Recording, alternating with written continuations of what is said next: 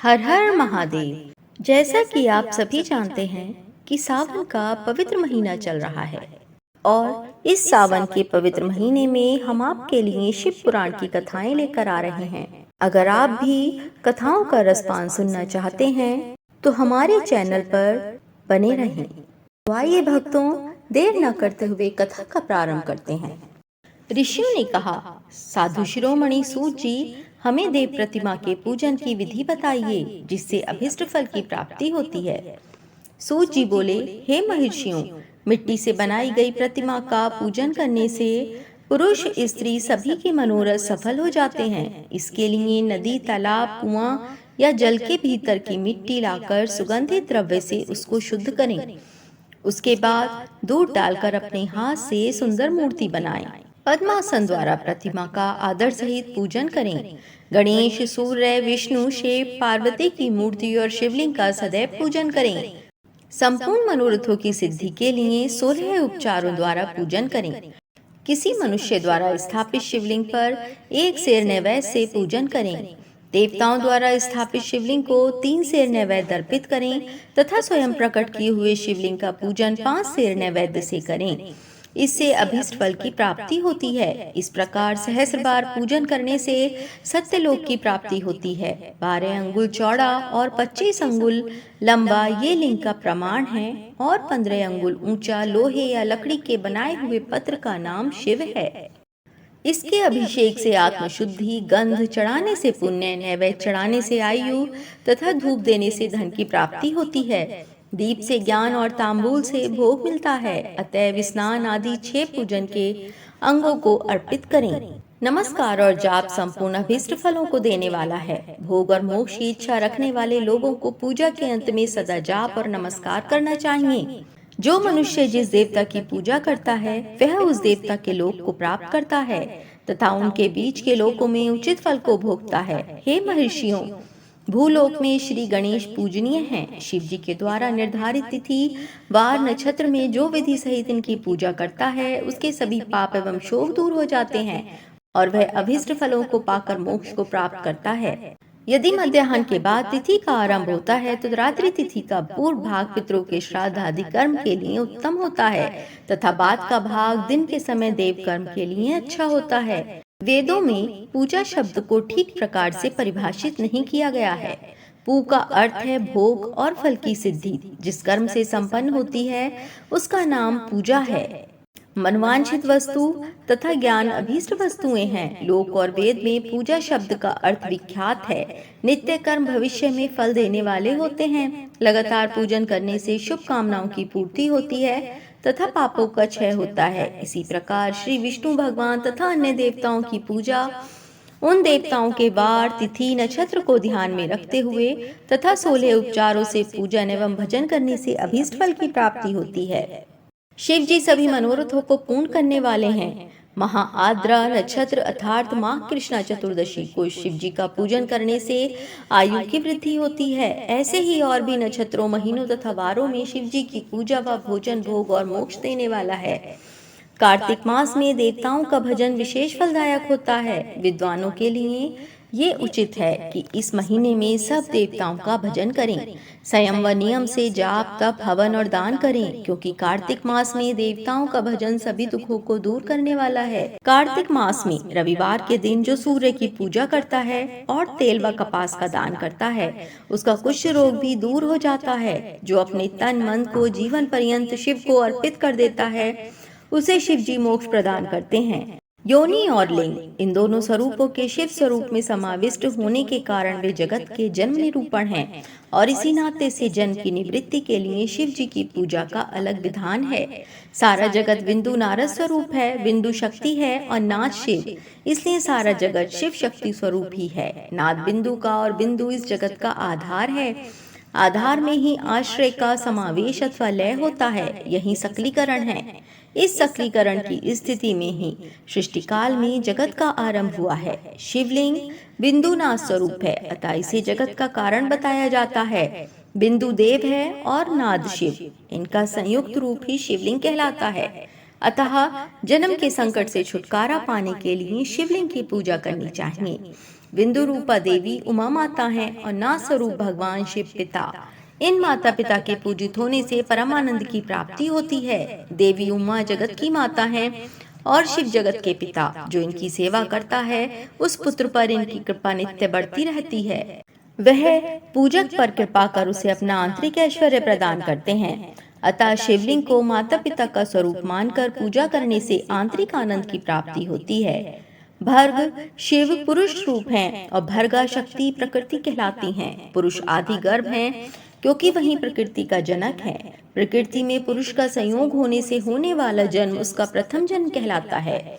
जीव पुरुष से बारंबार जन्म और मृत्यु को प्राप्त होता है। माया द्वारा प्रकट किया जाना ही उसका जन्म कहलाता है। जीव का शरीर जन्म काल से ही 6 विकारों से युक्त होता है, इसलिए इसे जीव की संज्ञा दी गई है।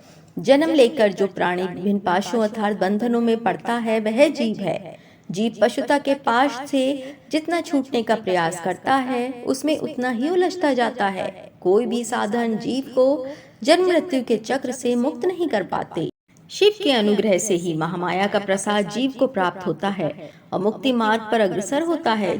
जन्म मृत्यु के बंधन से मुक्त होने के लिए श्रद्धा पूर्वक शिवलिंग का पूजन करना चाहिए। गाय के दूध, दही और घी को शहद और शक्कर के साथ मिलाकर पंचामृत तैयार करें तथा इन्हें अलग अलग भी रखें। पंचामृत से शिवलिंग का अभिषेक व स्नान करें। दूध व अन्न मिलाकर नैवेद्य तैयार कर प्रणव मंत्र का जाप करते हुए उसे भगवान शिव को अर्पित कर दें। प्रणव को ध्वनिलिंग, स्वयंभूलिंग और नाद स्वरूप होने के कारण नादलिंग तथा बिंदु स्वरूप होने के कारण बिंदुलिंग के रूप में प्रसिद्धि प्राप्त है। अचल रूप से प्रतिष्ठित शिवलिंग को मकार स्वरूप माना जाता है, इसलिए वह मकरलिंग कहलाता है। सवारी निकालने में उकारलिंग का उपयोग होता है। पूजा की दीक्षा देने वाले गुरु आचार्य विग्रह आकार का प्रतीक होने से आकारलिंग के 6 भेद हैं। इनकी नित्य पूजा करने से साधक जीवन मुक्त हो जाता है। ऋषि बोले, महामुनि आप हमें प्रणव मंत्र का महात्म्य तथा शिव की भक्ति पूजा का विधान सुनाइए। सूत जी ने कहा, महर्षियों आप लोग तपस्या के धनी हैं तथा आपने मनुष्यों की भलाई के लिए बहुत ही सुंदर प्रश्न किया है। मैं आपको इसका उत्तर सरल भाषा में दे रहा हूँ। प्रकृति से उत्पन्न संसार रूपी महासागर का नाम है प्रणव। इससे पार करने के लिए नौका स्वरूप है, इसलिए ओमकार को प्रणव की संज्ञा दी गई है। प्रपंच न नहीं है वह तुम्हारे लिए, इसलिए ओम को प्रणव नाम से जाना जाता है। अर्थात प्रणव वह शक्ति है जिसमें जीव के लिए किसी प्रकार का भी प्रपंच अथवा धोखा नहीं है। ये प्रणव मंत्र सभी भक्तों को मोक्ष देता है। मंत्र का जाप तथा इसकी पूजा करने वाले उपासकों को ये नूतन ज्ञान देता है। माया रहित महेश्वर को भी नव अर्थात नूतन कहते हैं। वे परमात्मा के शुद्ध स्वरूप हैं।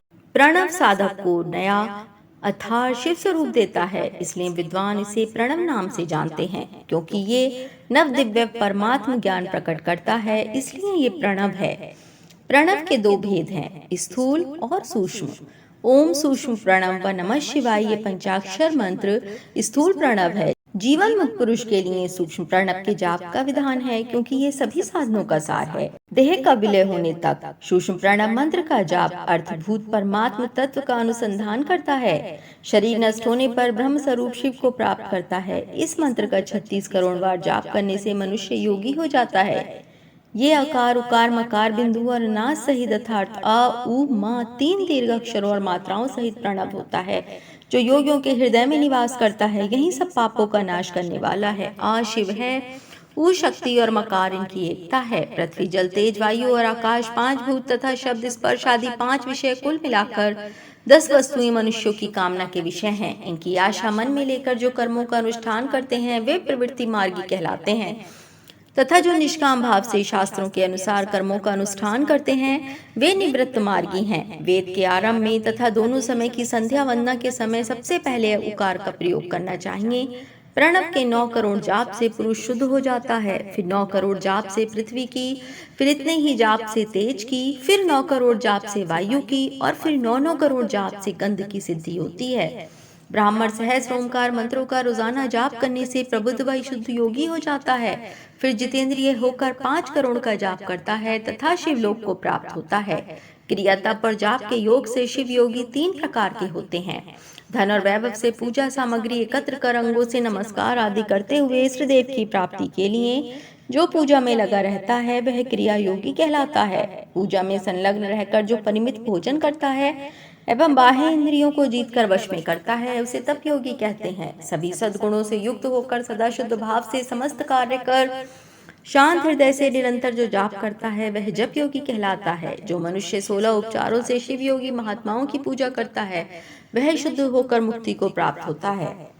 ऋषियों, अब मैं तुमसे जप योग का वर्णन करता हूँ। सर्वप्रथम मनुष्य को अपने मन को शुद्ध कर पंचाक्षर मंत्र नमः शिवाय का जाप करना चाहिए। ये मंत्र संपूर्ण सिद्धियां प्रदान करता है। इस पंचाक्षर मंत्र के आरंभ में ओम ओमकार का जाप करना चाहिए।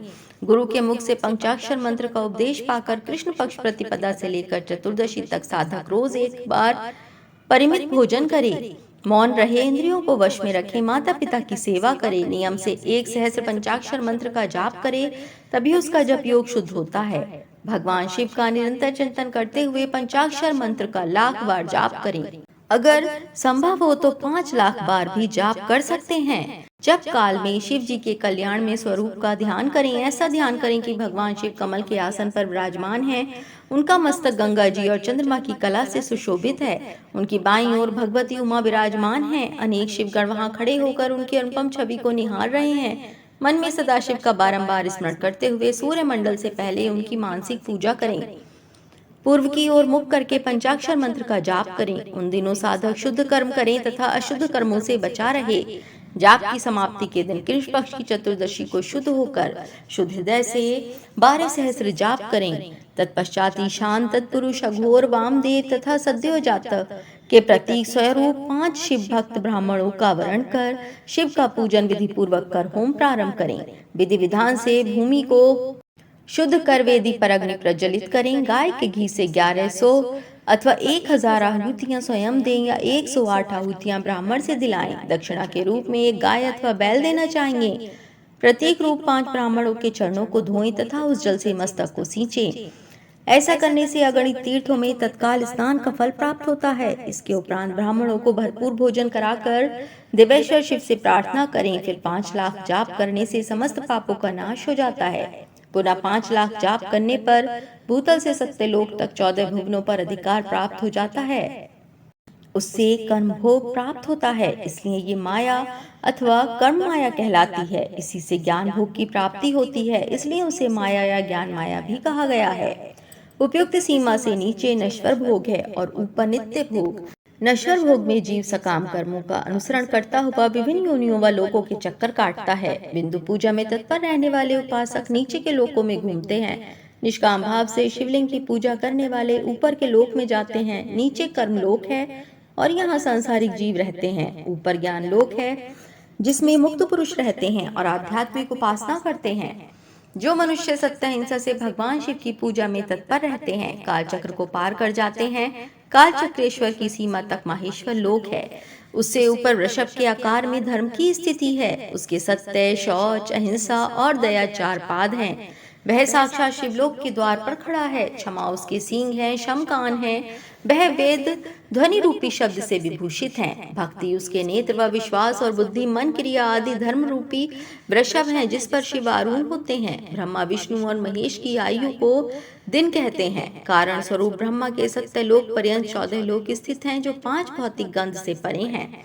उनसे ऊपर कारण रूप विष्णु के 14 लोक हैं तथा इससे ऊपर कारण रूपी रुद्र के 28 लोकों की स्थिति है।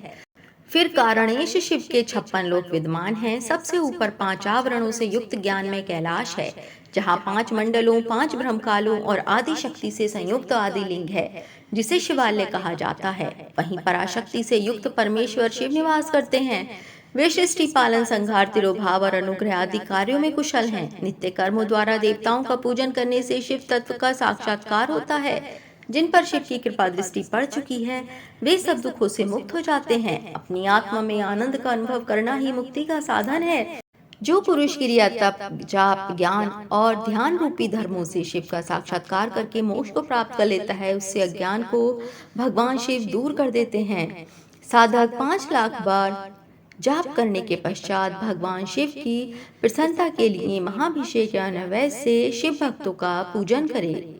भक्त की पूजा से भगवान शिव बहुत प्रसन्न होते हैं। शिव भक्त का शरीर शिव रूप ही है। जो शिव के भक्त हैं और वेद की सारी क्रियाओं को जानते हैं। वे जितना अधिक शिव मंत्र का जाप करते हैं उतना ही शिव का सामीप्य बढ़ता है। शिव भक्त स्त्री का रूप पार्वती देवी का है तथा मंत्रों का जाप करने से देवी का सानिध्य प्राप्त हो जाता है। साधक स्वयं शिव स्वरूप होकर पराशक्ति अर्थात पार्वती जी का पूजन शक्ति बेर तथा लिंग का चित्र बनाकर अथवा मिट्टी से इनकी आकृति का निर्माण करके प्राण प्रतिष्ठा कर इसका पूजन करें। शिवलिंग को शिव मानकर अपने को शक्ति रूप समझकर शक्ति लिंग को देवी मानकर पूजन करें। शिव भक्त शिव मंत्र रूप होने के कारण शिव के स्वरूप हैं। जो 16 उपचारों से उनकी पूजा करता है उसे अभिष्ट फलों की प्राप्ति होती है। उपासना के उपरांत शिव भक्त की सेवा से विद्वानों पर शिव जी प्रसन्न होते हैं। 5, 10 या 100 सपत्नीक शिव भक्तों को बुलाकर आदर पूर्वक भोजन कराएं। शिव भावना रखते हुए निष्कपट पूजा करने से भूतल पर फिर जन्म नहीं होता। ओम नमः शिवाय।